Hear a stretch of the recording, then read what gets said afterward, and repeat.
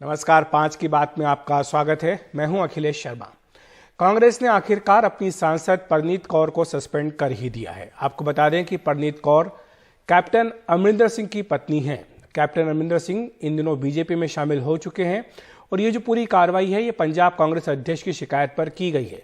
Party विरोधी गतिविधियों के आरोप लगे हैं परनीत कौर के ऊपर।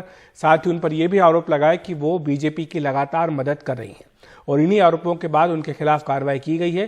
कांग्रेस ने परनीत कौर को कारण बताओ नोटिस भी जारी किया है और ये पूछा है कि उन्हें क्यों ना पार्टी से निकाल दिया जाए।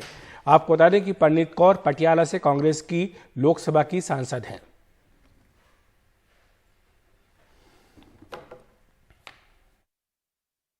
लगातार उनकी ये शिकायत आ रही थी कांग्रेस प्रेसिडेंट के पास कि परनीत कौर जी जो हैं वो पार्टी विरोधी कार्य में लिप्त हैं और उनके खिलाफ अनुशासन की कार्रवाई की जाए। अनुशासन समिति की बैठक हम लोग हुई, आपस में हम लोगों ने बातचीत किया और हम लोग इस नतीजे पहुँचे कि उनको अविलंब सस्पेंड किया जाए और उनको शो कॉज नोटिस दी गई है कि 3 दिनों के अंदर उसका वो जवाब दें और नहीं तो उनको पार्टी से एक्सपेल भी किया जा सकता है। और हमारे सहयोगी उमा शंकर सिंह हमारे साथ फोन लाइन पर मौजूद हैं। उमा, क्या ये नहीं माना जाएगा कि बहुत देर कर दी कांग्रेस पार्टी ने यह कदम उठाने में और एक तरह से यह कार्रवाई करके उन्होंने परनीत कौर के लिए भविष्य के रास्ते भी साफ कर दिए कि वो चाहे तो बीजेपी में शामिल भी हो सकती है अपनी पति की तरह? जी बिल्कुल, देखिए काफी देर कर दी कांग्रेस ने, क्योंकि शिकायतें बहुत पहले से आ रही थी। खासतौर पे जब कैप्टन अमरिंदर सिंह को मुख्यमंत्री पद से हटाया गया, उसके बाद उन्होंने इस्तीफा दिया, फिर उन्होंने अपनी नई पार्टी बनाई।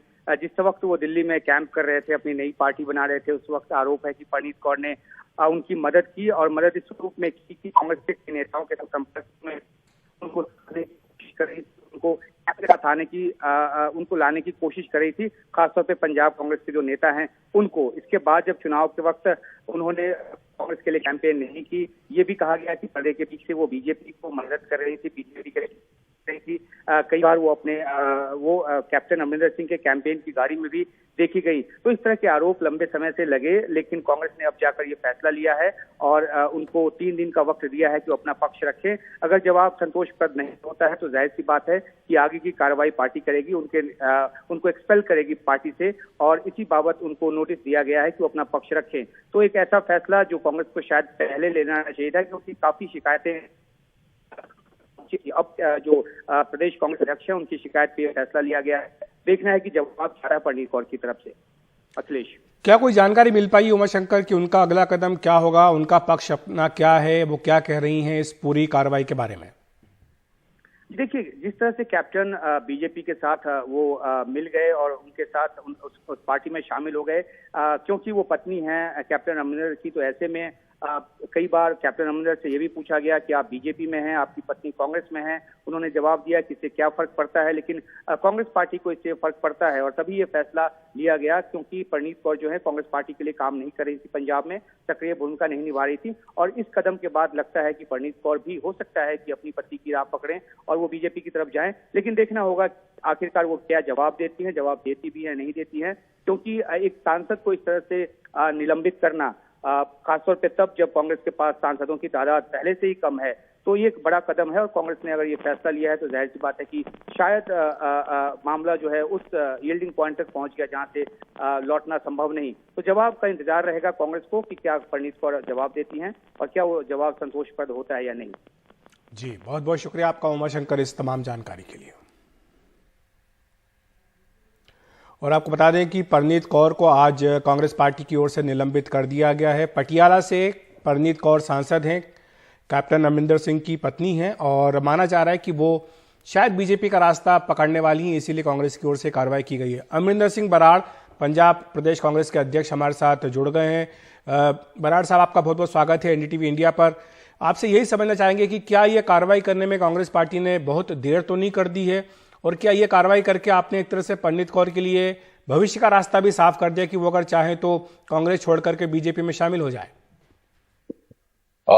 सबसे पहले तो आप लोगों का बहुत बहुत धन्यवाद। दूसरी बात, हाँ, मैं ये कह सकता हूं कि देरी हुई है कहीं ना कहीं, लेकिन कांग्रेस परिवार की तरह चलता है, कांग्रेस पार्टी एक परिवार की तरह चलती है और बहुत बार हमने कहा भी और पता भी था कांग्रेस अध्यक्षा को, सोनिया गांधी जी को और तमाम लोगों को। फिर भी मैं समझता हूं कि उन्होंने मौका दिया कि शायद कोई सुधार हो, शायद जिस तरीके का वो व्यवहार कर रही है इस तरीके का व्यवहार ना करें। लेकिन निरंतर पार्टी के खिलाफ एक्टिविटीज, गतिविधियां उनकी चलती रहती थी। शरेआम उन्होंने राजनाथ सिंह की गाड़ी पर चढ़कर प्रचार किया और आज भी बीजेपी के लिए, उल्टा संसद कांग्रेस से है लेकिन बीजेपी के लिए आज भी वो कई सारे कार्यक्रम इंटरनली पटियाला के अंदर करती हैं। बहुत बार हमसे भी सवाल किए गए और हमने कहा कि हमें लगता है कि वो कांग्रेस पार्टी का हिस्सा नहीं है, लेकिन कई बार उन्होंने ये भी इच्छा जाहिर की कि नहीं मैं तो हिस्सा हूं। लेकिन मैं धन्यवाद देना चाहता हूं कांग्रेस हमारे तारिक अनवर साहब का और हमारे अध्यक्ष जी का कि जिन्होंने उनको 3 दिन का सस्पेंड करके नोटिस दिया है और फैसला लिया। और इस प्रकार के मैं समझता हूं कि फैसले लेने चाहिए। और ऐसे लोग, जिन लोग समझते हैं कि हमारी तो पूरी ठेकेदारी है, हमारा तो हक है कांग्रेस पार्टी के अंदर और हमें कोई निकाल नहीं सकता अगर कोई हम ऐसी कार्रवाई करेंगे जी, तो ये अच्छा फैसला लिया और ऐसे फैसले पार्टी को निरंतर और लेने चाहिए जो ऐसे लोग हैं जो पार्टी के खिलाफ कार्रवाई। लेकिन एक के बाद एक कई सारे ऐसे नेता हैं जो पंजाब में कांग्रेस छोड़कर के बीजेपी में शामिल हो चुके हैं। सुनील जाखड़ हो, कैप्टन अमरिंदर सिंह हो या और भी ऐसे नेता हो, तो अगर एक एक करके ऐसे सब लोग छोड़ते जाएंगे तो क्या इससे कांग्रेस कमजोर नहीं होगी पंजाब में? टू बी वेरी ऑनेस्ट, मैं समझता हूं कि इससे पार्टी कमजोर नहीं, मजबूत हो रही है। अगर आप देखेंगे अभी पीछे हाल ही में फाइनेंस मिनिस्टर छोड़ के गए हैं जो कांग्रेस में फाइनेंस मिनिस्टर रहे, पहले 3-4 बार पार्टी बदली। 64,000 से जो सेकंड लार्जेस्ट मार्जिन पंजाब के हारने का रहा वो उनका रहा। और ऐसे ही लोग जो सब गए हैं, आपको मानना पड़ेगा जितने लोग भी गए हैं उनको कांग्रेस ने अपने मंत्री पद से लास्ट 4.5 साल बाद हटाया, जिनके ऊपर अलग अलग तरीके के आरोप लग रहे थे। और ऐसे लोग जाने से मेरे को लगता है कि कांग्रेस पार्टी मजबूत होगी। अगर ऐसे तमाम व्यक्ति जो बीजेपी में चले जाएं या चले गए हैं तो मेरे को लगता है उल्टा कांग्रेस पार्टी मजबूत होगी। ये विचारधारा, क्योंकि दिल्ली में बैठा व्यक्ति सोचता है कि फाइनेंस मिनिस्टर चला गया, देश का व्यक्ति सोचता है कि वहां से चला गया। अगर फाइनेंस मिनिस्टर इतना अच्छा होता तो 64,000 से पंजाब के अंदर वो हारता नहीं, तो आज नए लोगों के लिए जगह बनेगी। और मेरे को लगता है कि ऐसे लोगों को चले जाना चाहिए जी। और आखिर में एक यही प्रश्न आपसे है कि कैप्टन अमरिंदर सिंह, अब उनका परिवार एक तरह से लग रहा है कि बीजेपी के पास जा रहा है, तो पटियाला और उसके आसपास का इलाका जो कि कांग्रेस का एक मजबूत गढ़ हुआ करता था, क्या आपको लगता है कि वहां पर कांग्रेस को अपनी रणनीति पर अब दोबारा से विचार करना पड़ेगा? और दूसरी बात यह भी कि क्या परनीत कौर अब कुछ ही दिनों की मेहमान है, क्या उनको बाकायदा निकाल दिया जाएगा कांग्रेस पार्टी से? क्योंकि अभी तो फिलहाल सस्पेंड किया गया है। परनीत कौर जी को एक कदम आगे चलना चाहिए, उनको खुद ही छोड़ देना चाहिए। अगर मैं उनकी जगह पर होता तो मैं सस्पेंड होने के बाद अपना एक रेजिग्नेशन और लेटर लिखता कांग्रेस अध्यक्ष को कि मैं आपकी पार्टी का हिस्सा नहीं हूं। दूसरी बात जो आपने कही कि पार्टी कमजोर हो जाएगी, जो 2 बार का मुख्यमंत्री और केंद्रीय मंत्री और कांग्रेस का अध्यक्ष, इतना कद्दावर नेता अमरिंदर सिंह एक आम व्यक्ति से जिसका राजनीतिक कोई बैकग्राउंड नहीं था, उससे 25,000 वोट से पटियाला में हारा। तो मेरे को बता दीजिए कि कौन सी ऐसी चीज रह गई है कि उनके जाने से नुकसान होगा। मेरे को हारे तो सभी हैं, आपके चन्नी जी थे वो भी हार गए, वो भी मुख्यमंत्री थे, वो तो आम आदमी पार्टी की लहर थी, तो उसमें तो लहर में तो सभी का सुपड़ा साफ हो गया। सामने नहीं, सभी क्यों, मैं आपके सामने जीता हूं और जीता भी वहां से हूं जहां मालवा से, जहां पर 67 सीट में से हम केवल 2 सीट जीते, वहां से जीत कर आया हूं। कोई परिवारवाद, कोई पॉलिटिक्स में पुराना पशोकड़ नहीं है। तो मेरे कहने का मतलब ऐसा नहीं कह सकते 19 और भी लोग जीते हैं, सारे हारे, वो इनकी गलतियों की वजह से हारे। लोग कांग्रेस से खफा नहीं है, लोग अमरिंदर सिंह से खफा थे, लोग कांग्रेस के झंडे से खफा नहीं है, कोई पंजे से खफा नहीं है। लोग ऐसे नेताओं से खफा थे जिन्होंने उनकी बात नहीं रखी, जनता की बात नहीं की। जी, बहुत बहुत शुक्रिया आपका अमरिंदर सिंह जी, इस तमाम चर्चा के लिए, हमारे साथ जुड़ने के लिए, विस्तार से समझाने के लिए कि आखिर ये जो कार्रवाई आज की गई है पटियाला से कांग्रेस सांसद परनीत कौर, उन्हें निलंबित किया गया है, आखिर क्यों ये कदम कांग्रेस पार्टी को उठाना पड़ा है, इसको विस्तार से समझाने के लिए बहुत बहुत शुक्रिया आपका। अमरिंदर सिंह बराड़ जी। बढ़ते हैं आगे दूसरी खबर की ओर, बात करते हैं अखिलेश यादव की। समाजवादी पार्टी के अध्यक्ष अखिलेश यादव के काफिले के साथ हादसा हुआ है। उत्तर प्रदेश के हरदोई में उनके काफिले की कई गाड़ियां आपस में टकरा गई। हादसे में कई लोगों के घायल होने की खबर है। घायलों को एम्बुलेंस से अस्पताल ले जाया गया है।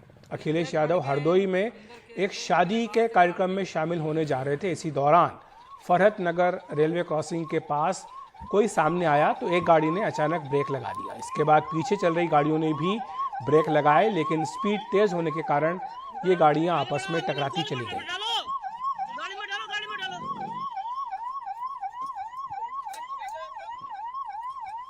और इस खबर पर चर्चा करने के लिए हमारे साथ हमारे सहयोगी अजय सिंह जुड़ रहे हैं। अजय, अगर आप मुझे सुन पा रहे हैं तो क्या जानकारी है अभी? क्या कोई गंभीर तो घायल नहीं हुआ है इस हादसे में?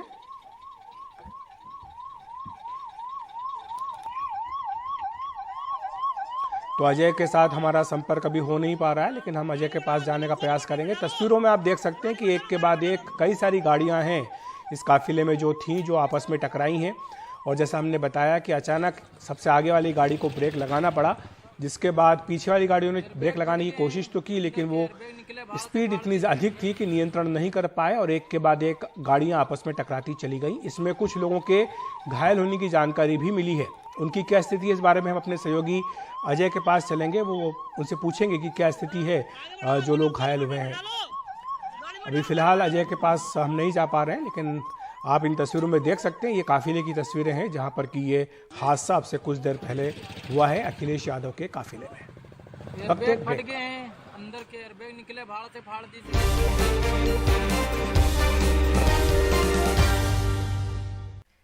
बिहार के मुख्यमंत्री नीतीश कुमार ने मद्य निषेध विभाग के प्रधान सचिव के पाठक के खिलाफ जांच के आदेश दिए हैं।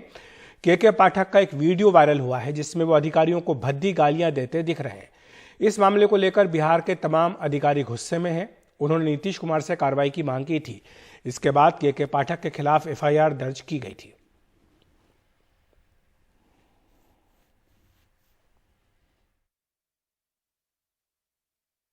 उसको जो वीडियो वायरल हुआ उसको देख रहे हैं अधिकारी लोग, सब चीज को देख रहे हैं। चीफ सेक्रेटरी से लेकर के एक एक बात को लोग देख रहे हैं, कहां पर क्या बात आई है उसको एक एक चीज को देख करके जांच करेंगे तभी होंगे। तो कल जो बात आई थी, कल रात में हम जब लौटे हैं तभी हमको बताया गया कि तो सब कर रहे हैं, देख रहे हैं। हमारे सहयोगी मनीष कुमार हमारे साथ जुड़ रहे हैं इस खबर पर अधिक जानकारी देने के लिए। मनीष, ये पूरा मामला क्या है और किस तरह की कार्रवाई हो सकती है? देखिए अखिलेश, कल जैसा कि आपको मालूम है कि कल पूरे दिन जो है ये वीडियो वायरल हुआ था।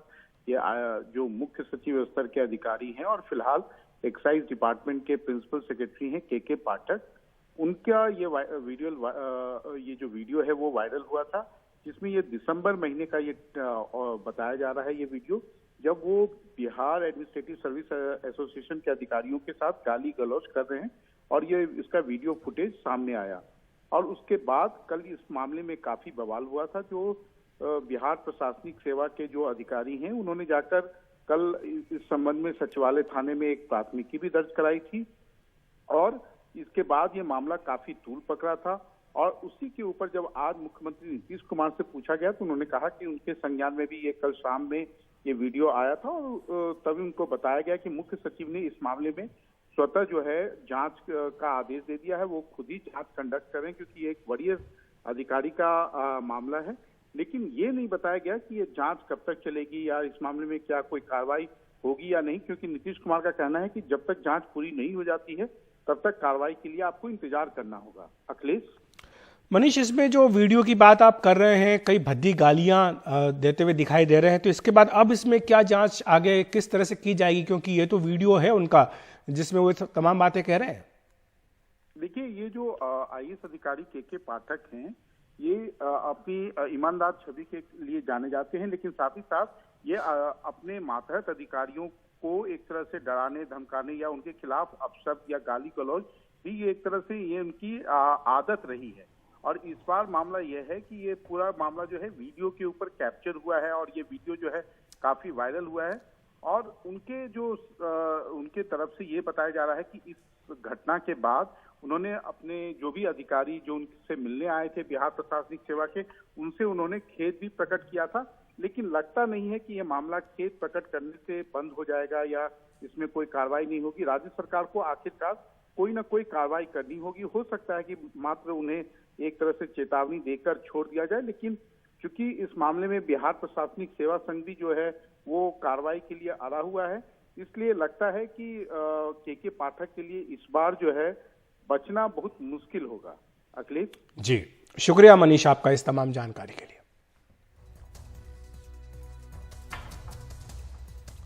और बीबीसी डॉक्यूमेंट्री पर रोक के खिलाफ याचिकाओं पर आज सुप्रीम कोर्ट में सुनवाई हुई। 2 जजों की पीठ ने सुनवाई करते हुए कहा कि वो लोग जो याचिका करता है हाईकोर्ट क्यों नहीं गए। हालांकि बाद में सुप्रीम कोर्ट ने डॉक्यूमेंट्री बैन के फैसले का परीक्षण करने का फैसला किया। सुप्रीम कोर्ट ने केंद्र को नोटिस जारी कर 3 हफ्तों में इस बारे में जवाब मांगा है। साथ ही सुप्रीम कोर्ट ने जल्द सुनवाई से इनकार करते हुए इसकी तारीख अप्रैल में तय की है। डॉक्यूमेंट्री बैन के खिलाफ सुप्रीम कोर्ट में कई याचिकाएं दाखिल हुई हैं, जिसमें बैन को मनमाना, दुर्भावनापूर्ण और असंवैधानिक बताया गया है।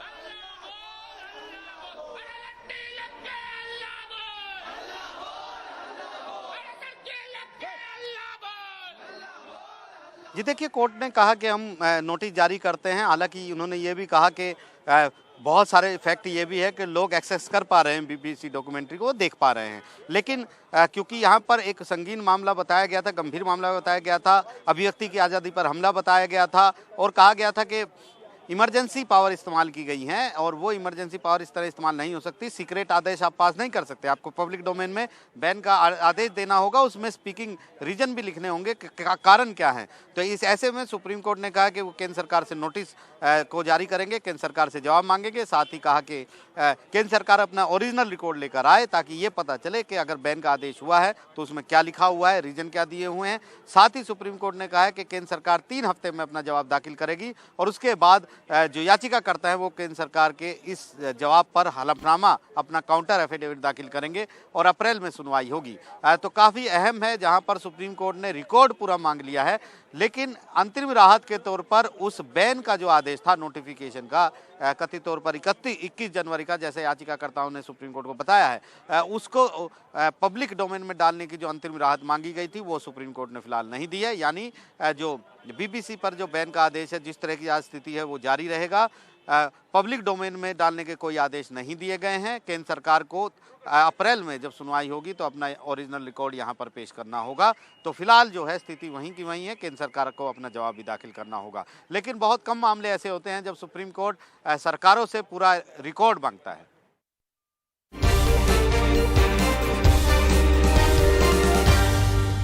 गुजरात डेयरी कोऑपरेटिव अमूल ने दूध के दामों में 3 रुपए प्रति लीटर का इजाफा कर दिया है। नए दाम तत्काल प्रभाव से लागू कर दिए गए हैं। अब अमूल गोल्ड की कीमत 66 रुपए प्रति लीटर और अमूल ताज़ा की कीमत 54 रुपए प्रति लीटर हो गई है। हमारे सहयोगी सौरभ शुक्ला की रिपोर्ट।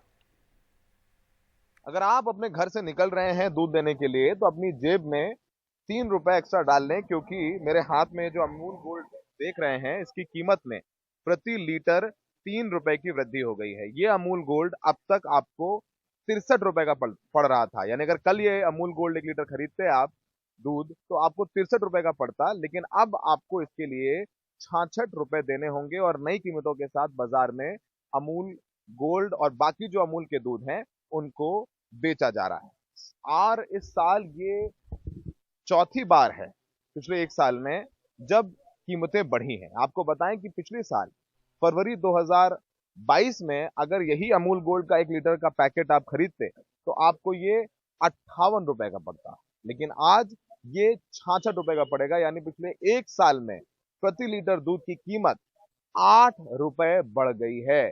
तो ये अतिरिक्त बोझ आपको झेलना पड़ेगा। महंगाई बढ़ती जा रही है। जो अगर आप ताज़ा रेट बताएं आपको तो अमूल गोल्ड की कीमत में तो आपको प्रति लीटर 3 रुपए ज़्यादा देने होंगे और अमूल भैंस का दूध जो अब तक आधा लीटर आपको 33 रुपए का मिल रहा था वो अब आपको 35 रुपए का मिलेगा।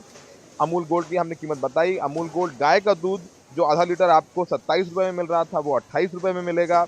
1 लीटर आपको जो 53 रुपए का मिल रहा था वो 56 रुपए का मिलेगा। जो अमूल का ताज़ा दूध है आधा लीटर जो आपको 26 रुपए में मिल रहा था वो 27 में मिलेगा और जो 1 लीटर जो अमूल का ताज़ा दूध था वो 51 रुपए की जगह अब आपको 54 रुपए का पड़ेगा। तो ये नई कीमतें लागू कर दी गई हैं और जो अमूल का कहना है कि इन कीमतों की बढ़ोतरी की सबसे बड़ी वजह है कि जो पशुओं को चारा दिया जाता है वो महंगा हो गया है, इस वजह से उन्हें ये कीमतें बढ़ानी पड़ी हैं। अगर आपको बताएं, जो हमारे पास जानकारी है उसके मुताबिक पिछले एक साल में कब ये कीमतें बढ़ी हैं। आपको बताएं कि ये 58 रुपए लीटर था पिछले फरवरी 2022 में, इसमें मार्च में 2 रुपए की बढ़ोतरी की गई। फरवरी 2022 में मार्च में ये हो गया 60 रुपए लीटर, फिर अगस्त में 1 रुपए बढ़ाया गया, अगस्त में हो गया ये 2022 में 61 रुपए प्रति लीटर। उसके बाद अक्टूबर में इसमें 2 रुपए की वृद्धि की गई, फिर ये 63 रुपए प्रति लीटर हो गया और अब एक साल में चौथी बार इसकी कीमत बढ़ाई गई है, तो अब इसकी कीमत हो गई है 66 रुपए जाकर के। इसके साथ साथ मदर डेयरी ने भी कई बार अपने दूध के दाम बढ़ाए हैं और हम सब जानते हैं कि मार्केट में असल में जो युद्ध है, जो किसकी बिक्री ज्यादा होती है दूध में, वो मदर डेयरी और अमूल के बीच में ही है। तो मदर डेयरी ने भी लमसम इसी मात्रा में पैसे बढ़ाए हैं अपने दूध की, तो दूध की कीमतें लगातार बढ़ रही हैं। आय भले ही सीमित है। इसके अलावा आपको बताएं कि जो अमूल दूध है वो गुजरात के अलावा कई बड़े राज्य हैं जहां पर इसकी सप्लाई होती है। महाराष्ट्र में सप्लाई होती है, दिल्ली एनसीआर में सप्लाई होती है, पश्चिम बंगाल में सप्लाई होती है और 40 लाख लीटर दूध हर रोज अमूल आम लोगों को बेचता है। ऐसे में आपको अब इसकी कीमत ज्यादा देनी पड़ रही है और देखेंगे कि मदर डेयरी भी आसपास ही दूध बढ़ा देता है। मदर डेयरी ने भी अक्टूबर में अपनी दूध की कीमत है वो 2 रुपए प्रति लीटर बढ़ा दी थी और अमूल ने भी अब 3 रुपए प्रति लीटर बढ़ाई है। तो आप समझ लीजिए कि अगर आप घर से निकल रहे हैं तो कृपया 3 रुपए ज्यादा लेकर के चलें। अब आपको अमूल गोल्ड 1 लीटर पड़ेगा 66 रुपए में और दूसरी जो अमूल, चाहे वो ताजा दूध हो अमूल का या भैंस का दूध हो, सब में प्रति लीटर 3 रुपए की वृद्धि हुई है। थोड़ी जेब ढीली करनी पड़ेगी और पिछले एक साल में प्रति लीटर दूध की कीमत 8 रुपए बढ़ गई है। नोएडा में सहयोगी अरविंद उत्तम के साथ सौरभ शुक्ला, एनडीटीवी इंडिया। और अमूल दूध के दाम बढ़ने पर विपक्ष ने महंगाई को लेकर सरकार को घेरा है। चौथी बढ़ोतरी एक साल में 3 रुपए अमूल दूध जो है फिर से महंगा हो गया। आप कैसे देखते हैं इस फैसले को? मैं इसे इस सरकार के बजट की विफलता के हिसाब से देखता हूं कि इस बजट को लेकर आम आदमी ने सोचा था कि उनकी जो महंगाई है उसमें थोड़ी कम होते हुए उनको नजर आएगी, लेकिन ये सरकार ने महंगाई को लेकर कोई चिंता नहीं की। महंगाई की नियंत्रण पूरी आरबीआई पे रख दी है, सौंप दी है और सिर्फ स्वयं बड़े बड़े बिजनेस, बड़े बड़े व्यापार, उनके मुनाफे और उनकी बड़े बड़े फैक्ट्रियों के लिए कस्टम्स ड्यूटी उन्होंने कम कर दी। जहाँ की मेरा ख्याल है कि सरकार ने जिस प्रकार से बड़ी कंपनियों के लिए, उनके बड़े बड़े इंपोर्ट के लिए कस्टम्स ड्यूटी कम कर दी, उसी प्रकार से आम आदमी की जो घर की जो सामग्री है उसमें जो दाम में कमी आई, उसके लिए भी सरकार को ठोस कदम उठाने चाहिए थी, पर नहीं उठाया। तो जैसे कि हमने पहले भी बोला कि ये बजट में ना बेरोजगारी के लिए कोई आंसर है या उत्तर है, ना महंगाई की समस्या के लेकर। अमूल ने चौथी बार पिछले एक साल में दूध की कीमतें बढ़ाई हैं। आप कैसे देखते हैं इस फैसले को? ये जनता के हित में नहीं है। बजट के अगले ही दिन अमूल ने कीमतें बढ़ा दी। दरअसल महंगाई पर इस सरकार का कोई नियंत्रण है भी नहीं और सरकार महंगाई को ख़त्म करने के लिए इच्छुक भी दिखाई नहीं देती है। जनता की परेशानियां आर्थिक क्षेत्र में लगातार बढ़ती जा रही हैं और सरकार उसे रोकने में बिल्कुल विफल रही है। हमसे बात करने के लिए शुक्रिया। हिंडनबर्ग की रिपोर्ट को लेकर उठे विवाद के बीच अमेरिकी क्रेडिट रेटिंग एजेंसी फिच ने कहा है कि अडानी ग्रुप की रेटेड कंपनियों की क्रेडिट प्रोफाइल्स पर कोई फौरी असर नहीं होगा। इस पर अधिक जानकारी दे रही हैं हमारे सहयोगी प्रियांशी। हिंडनबर्ग की रिपोर्ट को लेकर जो विवाद अभी चल रहे हैं, अडानी ग्रुप पर जो दावे किए गए थे हिंडनबर्ग की रिपोर्ट के द्वारा, उसके बाद अमेरिकी क्रेडिट रेटिंग एजेंसी फिच ने एक स्टेटमेंट जारी की है। अब आपको ये बता दें कि ये क्रेडिट रेटिंग एजेंसी क्या होती है। क्रेडिट रेटिंग एजेंसी अलग अलग कंपनियों को रेटिंग्स देती है कि उनके जो लोन्स हैं उनको वापस देने के लिए वो कितने सक्षम है। क्रेडिट रेटिंग हमें ये बताती है कि कोई भी इंसान या कोई भी कंपनी अपने उनके जो डेट्स हैं, उनके जो लोन्स हैं उसको वापस देने के लिए वो कितने सक्षम हैं। तो अब फिच क्रेडिट रेटिंग एजेंसी ने कहा है कि फिलहाल वो कोई असर नहीं देख रहे हैं हिंडनबर्ग की रिपोर्ट का अडानी ग्रुप के क्रेडिट प्रोफाइल पर या उनकी क्रेडिट रेटिंग पर। जैसा कि हम जानते हैं कि हिंडनबर्ग रिपोर्ट ने कुछ दावे किए थे फ्रॉड, घोटाले और स्टॉक मैनिपुलेशन के अडानी ग्रुप पर, और उसके बाद ये यूएस की फिच क्रेडिट रेटिंग एजेंसी कहती है कि अभी तक हम इसका कोई असर नहीं देख रहे हैं अडानी ग्रुप के क्रेडिट प्रोफाइल पर। वो ये भी कह रहे हैं कि ये हम असर इसलिए नहीं देख रहे हैं क्योंकि अभी हमें लगता है कि जो हमने कैश फ्लो का अनुमान लगाया था अडानी ग्रुप के लिए इस साल में, उसमें अभी कोई बदलाव नहीं है। हमें अभी भी लगता है कि जो हमने अनुमान लगाया था कैश फ्लो का वो अभी भी अचीव किया जाएगा। वो ये भी कहते हैं कि जल्द ही अहम ऑफशोर बॉन्ड मैच्योरिटीज नहीं आ रही हैं। अडानी ग्रुप के जो पहले ऑफशोर बॉन्ड्स हैं जो मैच्योर होंगे वो 2024 में होंगे, जल्द ही ऐसी कोई मैच्योरिटीज नहीं आ रही हैं, इसीलिए जो रीफाइनेंसिंग और जो लिक्विडिटी रिस्क हैं वो फिलहाल कम है, ऐसा फिच रेटिंग एजेंसी कह रही है। पर वो ये भी कह रहे हैं कि अभी इन बड़ी तब्दीलियों पर वो कड़ी निगाह रख रहे हैं, क्योंकि जैसा कि हम जानते हैं कि अडानी ग्रुप के जो शेयर्स हैं वो दिन पर दिन गिर रहे हैं। हिंडनबर्ग की रिपोर्ट आने पर वो लोअर सर्किट भी हिट कर चुके हैं। $100 बिलियन से ज्यादा अडानी ग्रुप खो चुका था अपनी वैल्यूएशन पे। तो फिच ग्रुप कह रहा है कि वो अभी इस पर नजर रख रहे हैं, पर फिलहाल वो कह रहे हैं कि कोई असर नहीं देखा जा रहा है अडानी ग्रुप के क्रेडिट प्रोफाइल्स पर। यहां यह भी बताना जरूरी है कि एनडीटीवी अडानी समूह कंपनी की AMG मीडिया नेटवर्क लिमिटेड की सहायक कंपनी है।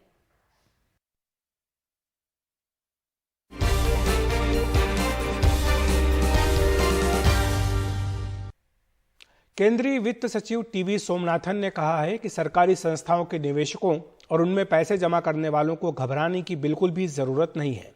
एनडीटीवी से बातचीत में उन्होंने कहा कि किसी भी कंपनी में LIC का निवेश काफी कम है। Mr. TV Somnathan, how would you respond to certain concerns about exposure of public financial institutions and their money in private companies? There's a huge concern given the volatility in the market. So, I mean, if you're referring to one of the companies that's currently in the news, we don't comment on the fortunes of individual companies. They rise or fall on their own strength or weakness. But I will say this: but that the fact that SBI and LIC, yeah, so that I will respond to. SBI and LIC's exposure to any given company is far below the level where it should be a concern to any investor in any of these, in the banks or in the insurance policies. It is tiny. The fate of any one company will not affect any of these institutions significantly. And therefore, there is absolutely no cause for concern for either depositors or policy holders or investors in any of the nationalized banks or insurance companies. So you're not concerned about the exposure of government money, taxpayers' no, absolutely money? Not. Absolutely not. Budget में railway के लिए 2,40,000 करोड़ रुपए आवंटित किए गए हैं। इसके बाद रेल मंत्री अश्विनी वैष्णव ने आज कई बड़े ऐलान किए हैं। उन्होंने कहा कि शहरों में 50 से 60 किलोमीटर की दूरी तय करने को लेकर वंदे मेट्रो लाई जा रही है। इस साल प्रोडक्शन और डिजाइन का काम पूरा कर लिया जाएगा। अगले साल से इसे शुरू करने की योजना है। उन्होंने ये भी बताया कि वंदे भारत स्लीपर ट्रेन 2023 तक लाने की संभावना है। वंदे भारत मेट्रो और वंदे भारत स्लीपर की सीटिंग डिजाइन में खासा बदलाव किया जाएगा। छोटे या दो मतलब कम डिस्टेंस पे जो टाउन्स होंगे, कम डिस्टेंस पे जो शहर होंगे, फॉर एग्जांपल उत्तर प्रदेश में एग्जांपल है सीतापुर से लखनऊ 60-70 किलोमीटर, या फिर लखनऊ से कानपुर। तो इस तरह के जो कम डिस्टेंस पे शहर हैं, या उड़ीसा में जैसे भुवनेश्वर से कटक, तो ये आपस में 30-32 किलोमीटर 35 किलोमीटर का रास्ता है। ऐसे में वंदे मेट्रो का कॉन्सेप्ट बहुत ही अच्छा एक कॉन्सेप्ट आएगा। बजट में इस बार खेल मंत्रालय के बजट में भी बढ़ोतरी की गई है। केंद्र सरकार ने युवा और खेल मामलों के मंत्रालय के लिए 3,357 करोड़ रुपए का बजट दिया है। दावा है कि ये पिछले वर्षों की तुलना में 11% अधिक है। खेलो इंडिया के लिए भी 1,000 करोड़ रुपए का प्रावधान किया गया है।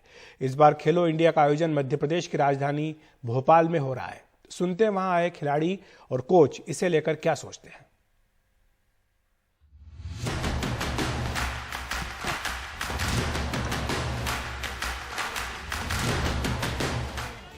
इन खिलाड़ियों का सपना है ओलंपिक एशियाई खेलों में भारत के लिए तमगा जीतना। सरकार ने एशियाई और ओलंपिक की तैयारियों को ध्यान में रखते हुए खेल मंत्रालय के बजट में 3,397 करोड़ रुपए से ज्यादा का प्रावधान रखा है। ये पिछले साल के मुकाबले 723 करोड़ रुपए से ज्यादा है। इन खिलाड़ियों और उनके कोच का मानना है इससे उनकी तैयारी और निखरेगी। बच्चों को ज़्यादा से ज़्यादा फैसिलिटी देंगे और हमारा क्या है कि एमपी जो कि बहुत ही टैलेंट से भरा हुआ क्षेत्र है, इसमें हम चाहते हैं कि ये उभर के ऊपर आए। अगर सोर्सेज ज़्यादा अवेलेबल होते हैं तो डेफिनेटली उसके परफॉर्मेंस को हमको ग्राउंड पे लाने के लिए और भी ज़्यादा हेल्प मिलती है। जैसे अभी बजट बढ़ा है, इक्विपमेंट्स बढ़ेंगे, ग्राउंड लेवल पे हमें सरफेस अच्छा मिलेगा। जैसे अभी जबलपुर में 2 नए सिंथेटिक ट्रैक बन रहे हैं, तो अभी तक जबलपुर में नहीं थे, पर अगर वहाँ पे 2 सिंथेटिक ट्रैक बन रहे हैं तो उसका बेनिफिट ये मिलेगा कि ज़्यादा से ज़्यादा एथलीट इंटरनेशनल लेवल पे हम लोग निकाल सकते हैं। सबसे पहले तो अपनी डाइट पे ही करेंगे, फिर और अलग जैसे कि बॉक्सिंग की चीज़ें होगी और मतलब अच्छी चीज़ें होगी तो उसमें करेंगे। खिलाड़ियों को सबसे ज़रूरी चीज़ तो डाइट होती है। वो अगर अच्छे से डाइट नहीं लेंगे, मेहनत तो सब करते हैं, मेहनत सब अच्छा करते हैं, बट अगर अच्छे से हम डाइट लेंगे तो अपने आप को और अच्छे से बेहतर से तैयार कर पाएंगे और अच्छा कर पाएंगे हम। हालांकि कुछ लोग ये भी सोचते हैं कि बजट का बड़ा हिस्सा खिलाड़ी बनने की प्रक्रिया में खर्च होना चाहिए। उन्हें ये भी लगता है कि खेलों में भ्रष्टाचार की वजह से कई बार आवंटित बजट का फायदा खिलाड़ियों को नहीं मिल पाता। पहले प्लेयर को, बच्चे को, गरीब बच्चे होते हैं, ना खुराक मिल पाती ना कुछ। जब वो चैंपियन बन जाता है उसके बाद फैसिलिटी का क्या फायदा सर? शुरू में फैसिलिटी मिले, उस पैसे से बच्चों को हर जगह बीच में खाने वाले बैठे हैं, तो भ्रष्टाचार तो एक हमारे देश में मिट नहीं सकता है। खेलों का बजट इस बार बढ़ा है। कुछ लोग इसे स्वास्थ्यवर्धक बता रहे हैं, कुछ लोगों के लिए उत्साहवर्धक भी है, लेकिन कई जानकार कह रहे हैं कि ओलंपिक जैसे खेलों के लिए ये अभी भी ऊंट के मुंह में जीरे के मानिंद ही है और फिलहाल सुर्खियों में आने लायक नहीं। भोपाल से अपने सहयोगी रिजवान खान के साथ अनुराग द्वारी, एनडीटीवी इंडिया। असम सरकार ने बाल विवाह के खिलाफ सख्ती दिखाते हुए 1800 से भी ज्यादा लोगों को गिरफ्तार किया है। अब तक दर्ज हुए करीब 4000 मामलों में आज से ही एक्शन मोड पर काम शुरू हो चुका है। असम के मुख्यमंत्री हिमंता बिस्वा शर्मा ने हाल ही में 14 वर्ष से कम उम्र में शादी करने पर पॉक्सो एक्ट के तहत कार्रवाई करने का आदेश जारी किया है। अब असम सरकार इस पर गंभीरता से काम करने जा रही है।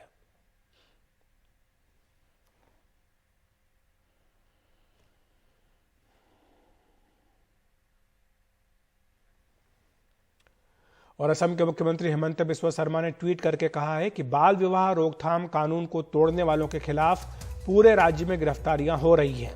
अब तक 1800 से भी ज्यादा गिरफ्तारियां हुई हैं।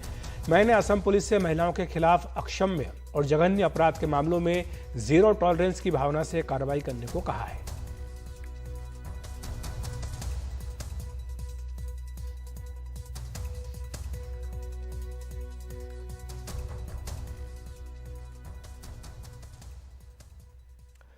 और सूत्रों के हवाले से खबर आ रही कि दिल्ली कंझावला मामले में अंजलि की विसरा रिपोर्ट आ गई है।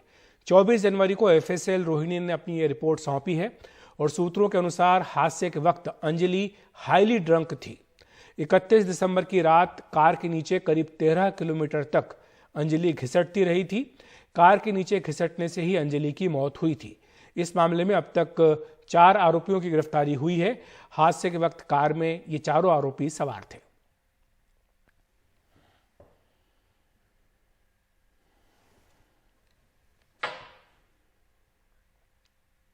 और वहीं गुरुग्राम की बात करें तो वहां पर कार ने बाइक को 4 किलोमीटर तक घसीटा है।